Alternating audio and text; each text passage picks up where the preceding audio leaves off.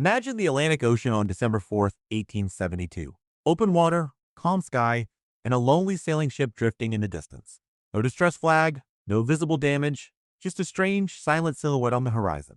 On the deck of another vessel, the Dei Gracia, Captain David Morehouse raises his spyglass and reads the name on the stern, Mary Celeste. He knows the ship, but something is very, very wrong. Welcome to Abyssal Echo Archives, where we uncover the darkest real mysteries from history. If you enjoyed true stories that feel like horror movies, hit subscribe, ring the bell, and stay with this video until the end. Tonight's case is one of the most famous ghost ship stories of all time, and it is completely real. This is the mystery of the Mary Celeste. Let's start at the beginning.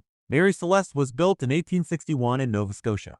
Originally named Amazon, she was a sturdy merchant brigantine about 100 feet long, built to handle rough Atlantic crossings. Over the years, she survived storms, collisions, and changes of ownership, eventually receiving the new name Mary Celeste. In 1872, her captain was Benjamin Briggs, an experienced and respected mariner from Massachusetts. He brought his wife Sarah and their 2-year-old daughter Sophia on this voyage, along with a crew of 7 sailors. The cargo was 1,701 barrels of industrial alcohol, sailing from New York to Genoa, Italy. They left port on November 7th.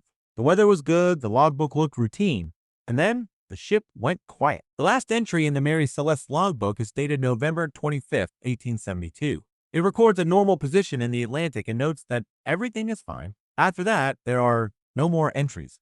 Days later, the Dei Gracia spots a ship drifting and decides to investigate. Captain Morehouse sends a small boarding party to climb onto the mysterious vessel. What they find feels like a scene frozen in time. The ship is still seaworthy.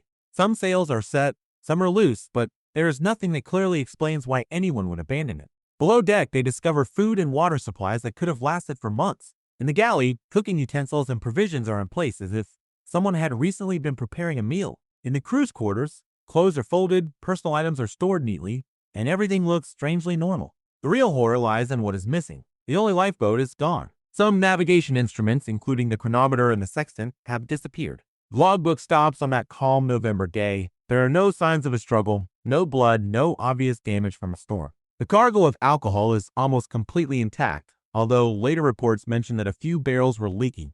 A length of rope hangs over the side into the water, as if something had once been tied to it. But on the entire ship, there is not a single person. The captain, his family, and the crew have all vanished. When the Mary Celeste was towed to Gibraltar, a formal Admiralty inquiry began. The case immediately attracted attention. Here was a ship that was still capable of sailing, carrying valuable cargo and plenty of supplies, yet completely deserted. They ruled out many simple explanations like sinking, fire, or a clear pirate attack. Earliest serious theories focused on the cargo. Industrial alcohol is volatile, and its fumes can be dangerous. Some investigators suggested that several barrels might have leaked, allowing fumes to build up below deck. The crew could have heard a loud noise, smelled something strange, or seen smoke and believed an explosion was imminent. In a panic, they might have loaded everyone into the lifeboat, tied it to the ship with a rope, and moved a safe distance away to wait. The rope of things of distance see food too dangerous. Some investigators suggested that several barrels might have leaked, allowing fumes to build up below deck. The crew could have heard a loud noise, smelled something strange, or seen smoke, and believed an explosion was imminent. In a panic, they might have loaded everyone into the lifeboat, tied it to the ship with a rope, and moved a safe distance away to wait. If the rope is serialized with the motto version of piece of carrier, right, easy save Dios et extra way period. If the rope had chafed through or been accidentally cut during the chaos, the lifeboat could have been carried off by wind and waves, leaving the Mary Celeste to sail on alone. The larger ship, with some sails still set, would continue drifting. The people in the small open boat would be at the mercy of the ocean. This scenario explains the lack of damage, the missing boat, and the intact cargo. But there is still no hard proof that this is what actually happened. Over time, many other explanations have been suggested. Some people think a sudden storm or a water spout might have partially flooded the deck, making the crew believe the ship was about to sink.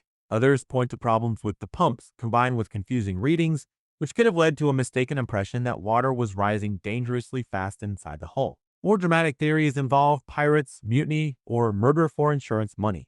However, the official records do not support these ideas. There were no signs of a violent struggle, and valuable belongings and cargo were still on board. The insurance fraud theory does not line up with the financial details of the voyage. As for sea monsters or supernatural events, those came mostly from newspapers and fiction writers who were happy to exaggerate the story to sell copies.